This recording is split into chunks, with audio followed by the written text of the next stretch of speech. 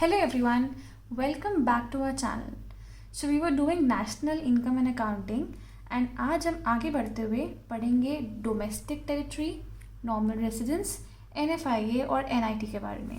ये हमारी वीडियो का पार्ट 3 है. पार्ट 2 के लिए जिसमें हमने बात की थी डेप्रिसिएशन और इन्वेस्टमेंट के बारे में, please follow the link in description box. So first हम पढ़ेंगे डोमेस्टिक टेरिटरी के बारे में. So as the word domestic says, domestic का मतलब होता है कि आप जोग्राफी या पॉलिटिकल बाउंड्री के बारे में बात कर रहे हो. एक कंट्री का क्या जोग्राफिकल बाउंड्री है. अगर हम बात करें इंडिया के मैप की, तो हमारा इंडिया का मैप कुछ इस तरह का है. आप मेरी ड्राइंग पे मत जाइएगा प्लीज़.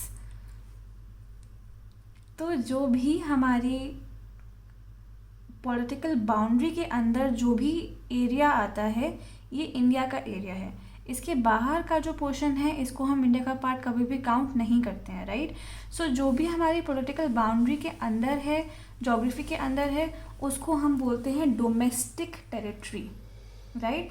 बट इकोनॉमिक टर्म्स में इसका मतलब क्या होता है? इकोनॉमिक टर्म्स में यहाँ पे कुछ चीज़ें इंक्लूड हो जाती हैं और कुछ चीज़ें इंक्लूड नहीं होती हैं. सो फर्स्टली क्या इंक्लूड होता है? Ships and aircrafts owned and operated by normal residents between 2 or more countries. Now if I talk about, for example, Air Asia या Indigo, दोनों की जो प्लेन्स हैं वो इंडियन है, राइट. अगर मैं बात करूँ एयर एशिया इंडिगो का प्लेन जो है, it is flying from France to USA. That means ये जो प्लेन है एयर एशिया का या इंडिगो का, ये फ्लाई कर रहा है फ्रांस से USA में. ना ये जो प्लेन है ये तो इंडिया की टेरिटरी को बिलोंग करता है, क्योंकि ये ऑपरेट कौन कर रहा है? इंडिया का pilot, which is a normal resident of India. That means ये जो एयरक्राफ्ट है जो ये ऑपरेट हो रहा है बिटवीन फ्रांस एंड USA, ये पार्ट होगा इंडिया का, right. So whatever ships and aircrafts which are operated by the normal residents between any two other countries, that is known as the aircraft or the ship of that particular country. यानी कि अगर ये India का plane है but ये उड़ रहा है फ्रांस और USA के बीच में, ये प्लेन इंडिया का ही माना जाएगा, इवन दो अगर ये बाहर भी ऑपरेट हो रहा है.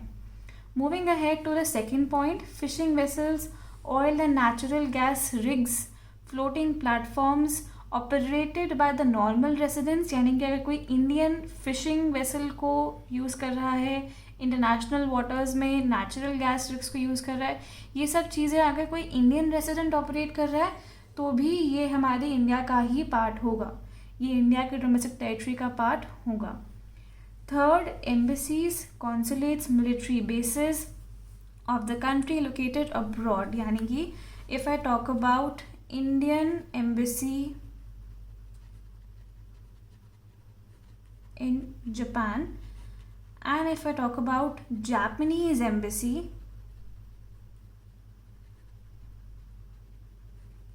in India. Now पहला एग्जाम्पल जो मैं ले रही हूँ, इंडियन एम्बेसी इन जापान, ये एम्बेसी जो है इंडिया की है लेकिन जापान के लैंड के ऊपर है, तो क्या ये जापान का पार्ट होगी? नहीं, ये जो इंडियन एम्बेसी है ये इंडिया का ही पार्ट होगी. This is an exception here. तो ये इंडिया की डोमेस्टिक टेरिटरी का पार्ट होगी, right. If I talk about Japanese embassy in India, ये लैंड तो इंडिया के ऊपर है, इंडिया के लैंड के ऊपर है, बट जापान की एम्बेसी है, ओन्ड बाय जापानीज है, दैट्स वाई ये जापान की डोमेस्टिक टेरिटरी का पार्ट हो जाएगी. सो ये तीन जो कॉन्सेप्ट हैं ये बहुत इंपॉर्टेंट हैं कोई भी क्वेश्चन सॉल्व करने के लिए. नॉर्मली एग्जाम्स से 4 मार्क का क्वेश्चन आता है जहाँ पूछा जाता है कि which of the following are under the domestic territory of India. उस टाइम पे कन्फ्यूजन हो जाता है. So please keep these 3 points in mind, that ships and aircrafts, fishing vessels, oil, natural gas rigs और एम्बेसीज एंड कॉन्सुलेट्स जो एक country की हैं वो उसी कंट्री की ही रहेंगी, चाहे वो कहीं पे भी क्यों ना हो.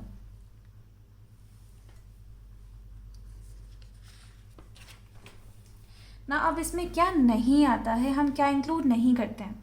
Embassies, consulates, military base of a foreign country. मैंने आपको एग्जांपल दिया जापानीज एम्बेसी इन इंडिया. अगर ये इंडिया में है लेकिन ये फॉरेन कंट्री का है तो ये उसी कंट्री का पार्ट होगा, ये हमारी टेरिटरी में नहीं आएगा। International organisations like UN, WHO, IMF। ना UN का headquarters is basically in United states, WHO का headquarters is in Switzerland Geneva, and IMF का हेडक्वार्टर्स इज़ इन USA। ना इन सब के हेडक्वार्टर्स बाहर हैं, लेकिन अगर इनके जो ऑफिसेज हैं ये हमारे इंडिया में हैं, तभी भी ये हमारे जोग्राफिकल बाउंड्री का पार्ट नहीं होंगे, ये बेसिकली US या स्विट्ज़रलैंड का ही पार्ट होंगे। सो यहाँ पे ये एक्सेप्शंस हैं जो ये हमारी टेरिटरी का पार्ट नहीं होंगे। अगर मैं अपनी नॉलेज को टेस्ट करूँ, हम समझेंगे हमने क्या क्या समझा है इस टॉपिक में।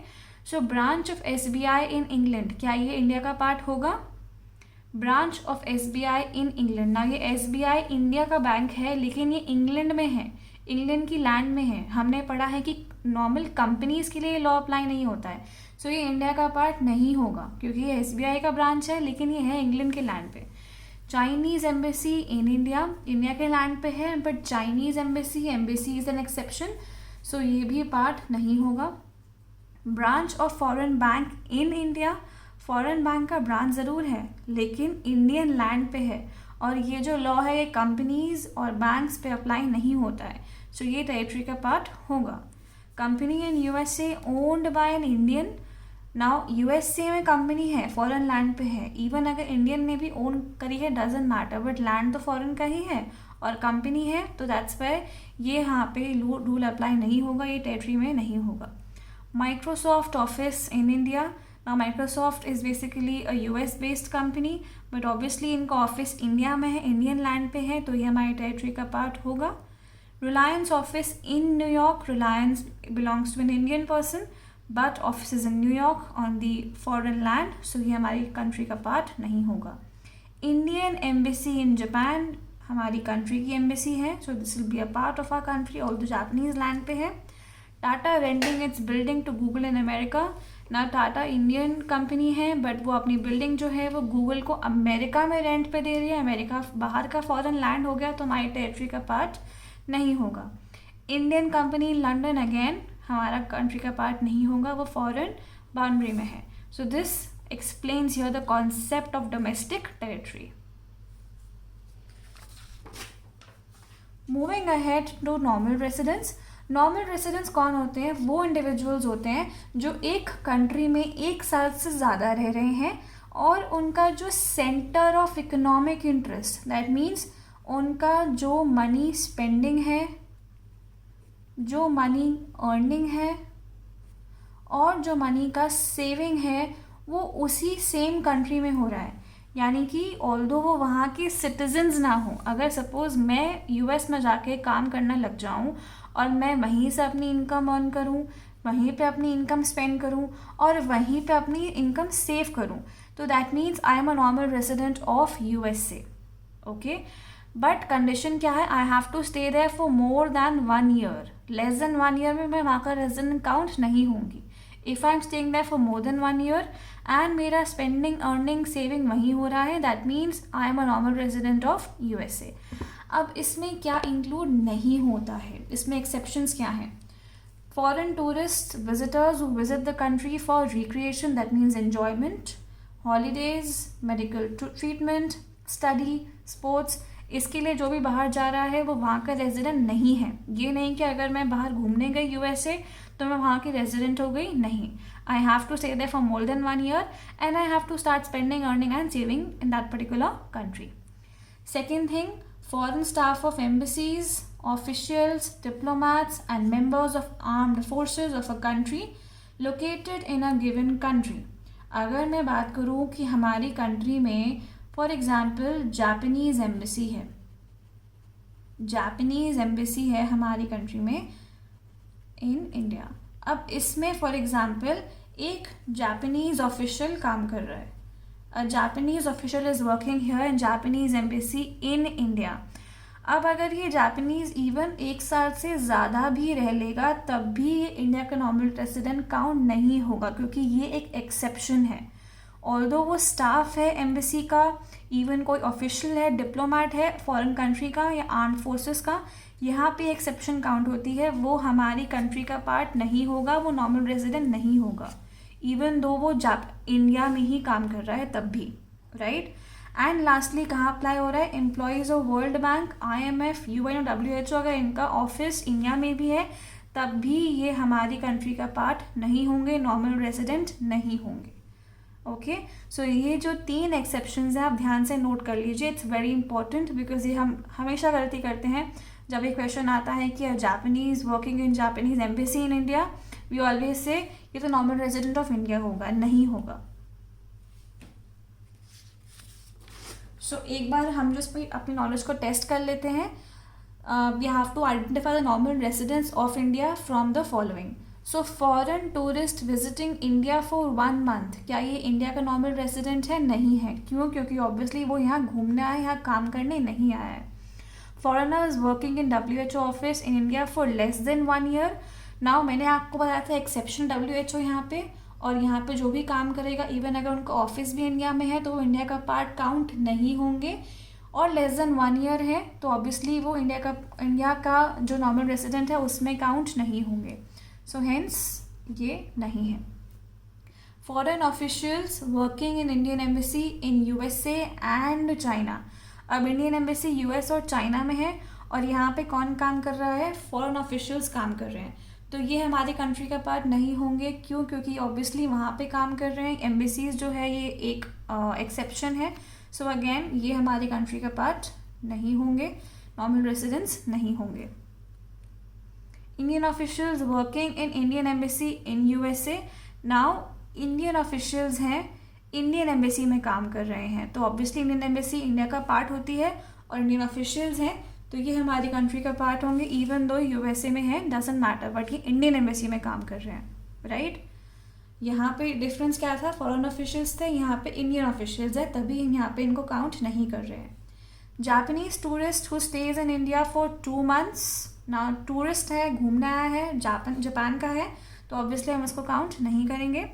Indian employees working in WHO located in India, office India में है, ठीक है, लेकिन इंडियन एम्प्लॉयज़ हैं तो ऑब्वियसली इंडिया का ही पार्ट होंगे, तो ये नॉर्मल रेसिडेंट्स काउंट होंगे इंडिया के।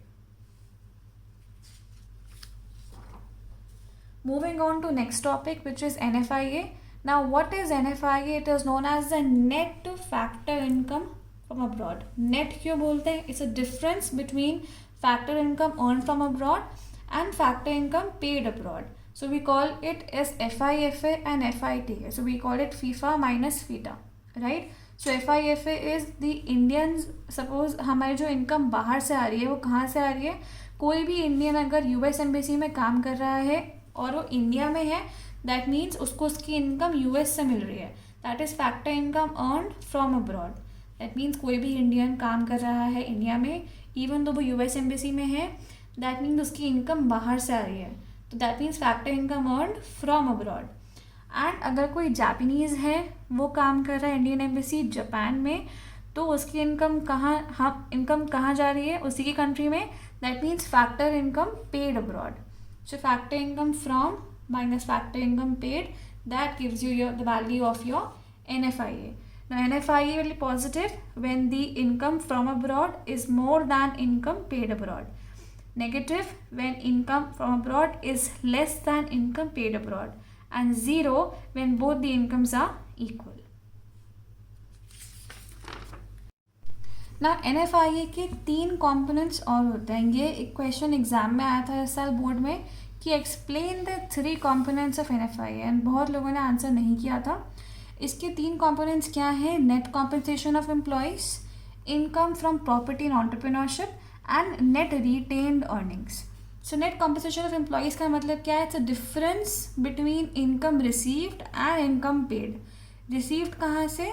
Resident workers who are employed abroad for less than 1 year, यानी कि ये टेम्पररी वर्कर्स हैं, टेम्पररीली काम कर रहे हैं, इनको जो इनकम रिसीव हो रही है बाहर से, that is known as net compensation of employees from abroad, right. Suppose अगर मैं जापान में काम करना शुरू कर दूं तो मेरी जो भी इनकम आएगी जापान से, that is a part of income received bye resident worker employed abroad for less than 1 year. And suppose कोई जापानीज़ है वो इंडिया में काम कर रहा है, उसकी जो इनकम आएगी उसको बोलेंगे income paid to non resident, why non resident, because वो जापानीज़ है, लेस देन 1 ईयर से काम कर रहा है, employed within the domestic territory for less than 1 year. So इस डिफरेंस को बोलते हैं नेट कॉम्पेंसेशन ऑफ एम्प्लॉयज। जब भी नेट आ जाएगा, नेट का मतलब होगा दो चीज़ों का डिफरेंस, राइट। नेट कहीं पे भी यूज़ होगा, हम बात करते हैं नेट, तो net is equal to gross minus depreciation, which means that net हमेशा डिफरेंस होता है दो चीज़ों का। If I talk about the second component which is net income from property and entrepreneurship. Property से इनकम कैसे आती है? रेंट के थ्रू। एंटरप्रेन्योरशिप से कैसे आती है? प्रॉफिट के थ्रू। सो प्रॉपर्टी रेंट और इंटरेस्ट दोनों चीज़ें होती हैं, एंटरप्रेन्योरशिप प्रॉफिट होता है, right. So income receive in the form of rent, interest and profit by the residents. अगर मैं इंडिया में हूँ और मैं इंडिया में रेंट रिसीव कर रही हूँ, इंटरेस्ट रिसीव कर रही हूँ, प्रॉफिट रिसीव कर रही हूँ, तो that means that is income received by me. और अगर मैं सपोज फॉर एग्जाम्पल मैं यूएस में रेंट पे कर रही हूँ, इंटरेस्ट पे कर रही हूँ, प्रॉफिट पे कर रही हूँ, तो मैं नॉन रेसिडेंट हूँ वहाँ के लिए, तो income paid to non residents in the form of rent, interest and profit. इनका difference is net income from property and entrepreneurship. And lastly we have net retained earnings.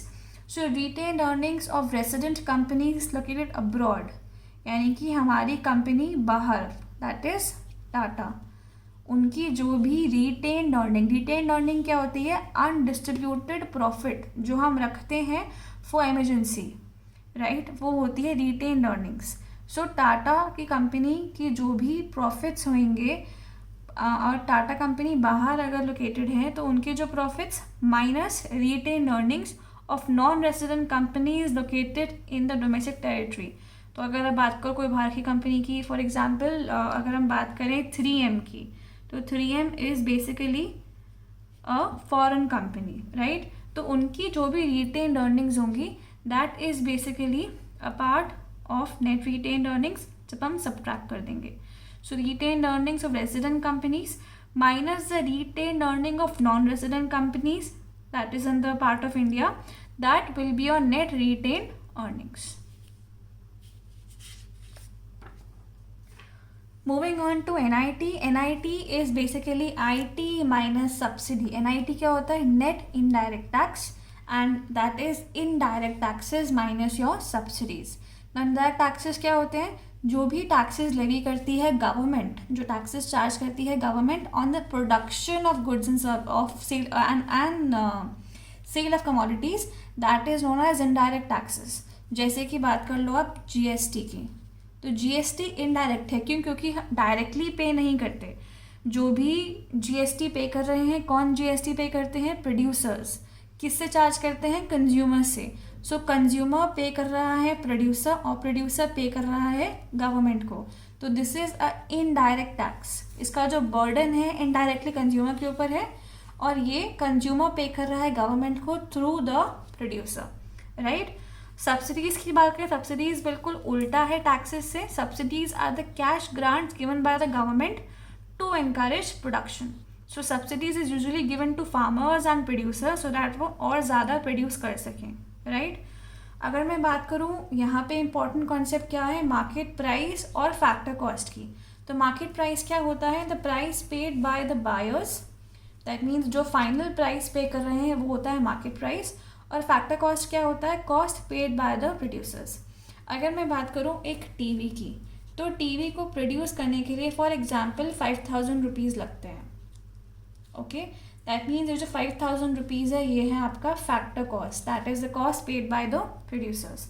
अब जो गवर्नमेंट है, government ने इस पर GST लगाया 10% का। 10% GST का मतलब है कितना हो गया? 500 रुपीज़। दैट मीन्स ये हमारा हो गया इनडायरेक्ट टैक्स। तो अब इसका फाइनल प्राइस क्या बन गया टीवी का? 5500, which is your market price. So जितना आपका टैक्स बढ़ेगा उतना आपका मार्केट प्राइस बढ़ेगा।